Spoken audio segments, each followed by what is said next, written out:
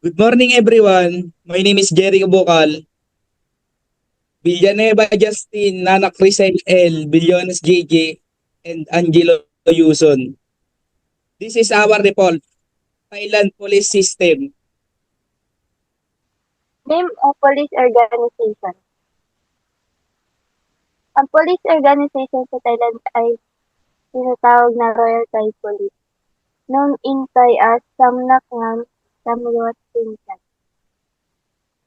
Dito ang namumuno ay ang Police Commissioner General. Ang Police Commissioner General ngayon ay si Chitrat Anpet, naging Commissioner General sa noong October 2024. Other police organizations under the Royal Thai Police. Una, Border Patrol Police Bureau. Sila yung nag-handle sa border areas and nagko-control sa mga riot. Ito ay tinatawag na torture door sa Thailand. Pangalawa, Central Investigation Bureau. Sila naman yung nag-handle sa major crimes at sa mga high-level investigation like human trafficking.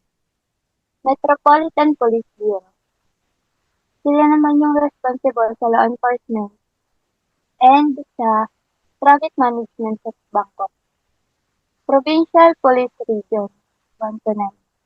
Sila yung responsible sa provinces sa labas ng Bangkok. Brief history. The Royal Thai Police is Thailand's national police force with around 210 to 230,000 officers, making up about 70% of all civil servants are civilian. Officer receives paramilitary style training similar to army but focus on law enforcement.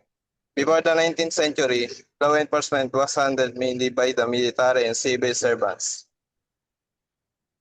and police units were placed under royal command during wartime. Major reforms happened during the reign of King Mongkutraman and King Chulalongkorn when Thailand modernized and westernized in its police system. In 1902, the Royal Police Cadet Academy was established and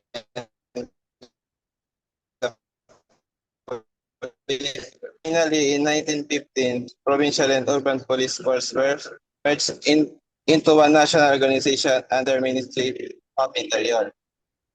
The Royal Thai Police is Thailand's national police force. It was modernized in 19th century under King Mongkut and King Chulalongkorn. In 1902, the Royal Police Cadet Academy was established in 1915. All police forces were unified under one national system.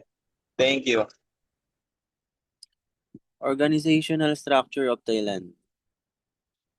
The Royal Thai Police is a centralized national law enforcement agency under the direct command of the Prime Minister, responsible for nationwide public safety and law enforcement.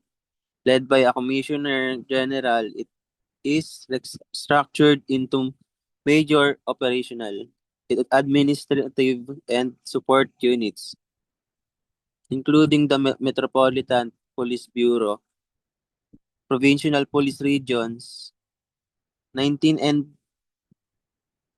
the Border Patrol Police. Yung organizational structure daw ng Thailand, mayroong monarchy. King head of state, symbol of national unity, performs ceremonial and constitutional duties. Then meron din siyang executive branch, like yung Prime Minister and Cabinet. Prime Minister, head of government, cabinet manage ministries and implements laws.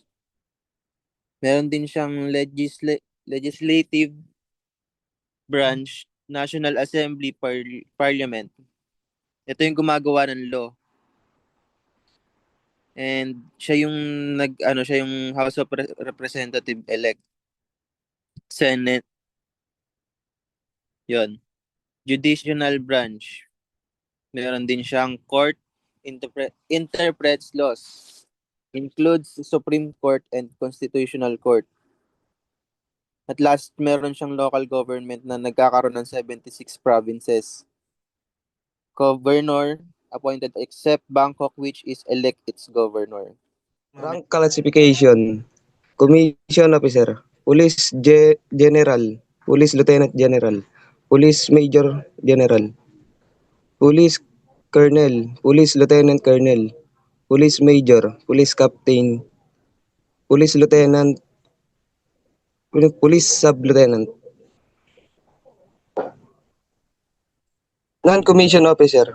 Police Sergeant Major. Police Sergeant. Police Corporal. Police Lance Corporal. Police Constable. Mga unique policing system na meron ng Thailand na wala sa ibang bansa. Una, ang organizational structure ng Thailand ay isang highly centralized.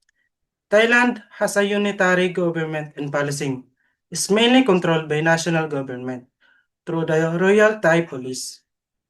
Ang Pilipinas ay centralized din, pero meron itong mga local autonomy like LGUs, kaya considered na semi-centralized na lang ang Pilipinas, hindi na highly. Pagdating naman sa special unit, tanging Thailand lang ang merong tourist police na nakatuon lang ang kanilang duty sa mga turista. Ang pagprotekta sa mga turista, pag-assist at paghawak ng mga kaso related sa tourism. Ang Thailand ay mayroong tinatawag na military draft system, kung saan obligado o mandatory na pinapasok ang mga kalalakihan pag edad nila na 21 years old. Magsaserve sila sa bansa nila sa loob ng 2 taon. Pero kapag voluntary sila na pumasok sa serbisyo, mababawasan ng 6 to 12 months ang kanilang serbisyo imbis na 2 taon. May isa pa silang pagpipilan kung wala, kundi ang tinatawag nilang lottery system, kung saan kailangan nilang bumunot ng card. Kapag red card ang nakuha nila, need nilang mag-serve sa bansa nila. Kapag black naman, exempted sila sa military service. Ginagawa ito ng Thailand para mapanatili ang sapat na military personnel nila, pati na rin ang mga trained citizen sa kanilang bansa. And that's all.